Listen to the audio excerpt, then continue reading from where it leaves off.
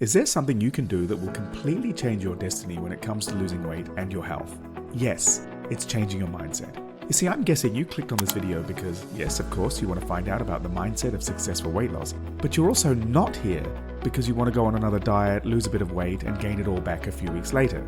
You understand that repeating the diet cycle is not going to get you anywhere, and that there's something missing, a different way to approach weight loss that is going to be more permanent. And if that's the case, then you're in the right place. And in this video, I'm going to show you that it's very doable.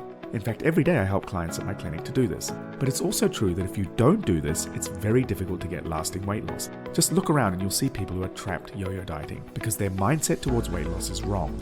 And I'll explain exactly what the difference is in this video. And one thing that's worth remembering here is that if you're going to change your mindset, basically what you're going to have to do is change your habits of thinking. It all comes down to habits. If you have bad habits, you will continuously do repeated behaviors that undermine your ability to lose weight. And if you have good habits, then you'll be consistently and easily and effortlessly and naturally doing things that help you to lose weight and help you to keep the weight off for the long term. And so in this video, I'm going to share with you 6 different mindset shifts for successful weight loss.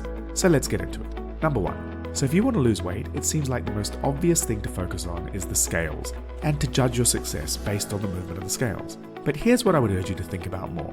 If you have a choice between losing a pound and changing a habit, you should always go for changing the habit. If you have a choice between losing 10 pounds and changing a habit, you should still always go for changing the habit. Why? Because you could lose 10 pounds any which way and then gain it all back a few weeks later very easily.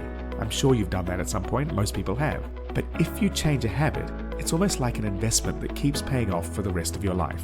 This is because if you change your habits, it will lead to you eating less and losing weight, and because habits, once changed, can last forever, it can be lasting weight loss. So yes, of course we care about the scales and we do want them to go down, but in the short term, you want to change your focus to behavior. Are you creating new habits where you're eating less? If that's happening, then the rest will take care of itself. Number 2. Many times I've had clients who attend their weekly session and they'll be really pleased when everything's gone to plan. No overeating in their week, they're so proud of this accomplishment. The same client a week later, they'll turn up and things have gone wrong. They've overeaten a few times, their weight has gone up, and they feel embarrassed and sad. Many will try and gloss over these overeating episodes, but this is the absolute opposite way they should be looking at this. You don't want to sweep your mistakes under the rug. You want to expose them to sunlight. You want to see what you did wrong and learn from it to prevent it happening again. Mistakes are good. So I always say to clients, I prefer the weeks when everything goes wrong rather than the weeks when everything goes right, because it's the ones where we go wrong that we can learn from and develop better ways of handling your eating. Number 3. We've been brainwashed since we were young to view certain foods as bad and certain foods as good, and we automatically assume that if we want to lose weight and be healthy, we should stop eating all the bad foods and only eat the good foods. But this backfires because as soon as you create a list of good and bad foods and make the bad foods forbidden, they take on a power of their own. Making bad food forbidden increases your cravings for them, and this can lead to binges, the exact opposite effect that you wanted. If you want to develop a long-term healthy relationship with food, you have to stop thinking of foods as good and bad and just think of them as food. Number 4. Do you want to lose weight fast? Of course you do. I've had many clients who felt fast weight loss was their one true mission, and they'd spent 30 years trying to lose weight fast, ending up heavier than they were when they started. Newsflash, that's not fast weight loss, it's slow. It's so slow, you're going backwards. Desiring fast weight loss is normal, but if you let it take over you and influence your decisions, what you're going to do is be more likely to starve yourself, which then leads to more cravings and binges, and also you're more likely to get discouraged when the scales don't move as quickly as you wanted them to. And these are all recipes for failure. So acknowledge that everyone wants to lose weight fast, but just put it to one side and just focus on changing behavior. Take the long-term view, and I promise you'll be much further ahead after a year than you would have been if you were just still trying to lose weight fast.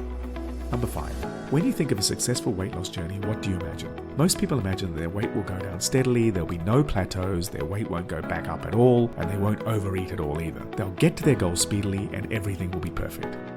Most people believe this. They believe that a successful weight loss journey is completely problem-free, and so as soon as they hit a problem, they give up. This is the story of many people's weight loss journeys, and maybe it's yours too. But this needs to change, because there will be plateaus. There will be times when your weight goes back up.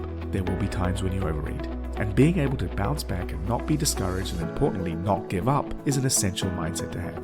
You need to have a mindset that accepts that these things happen and that perfection is not achievable, or indeed the goal here at all. Number 6. The final mindset shift I want to talk about involves food portions. Did you realize that you can train yourself to eat smaller portions in a way that you won't even notice? Check out this video to find out more, and I'll see you there.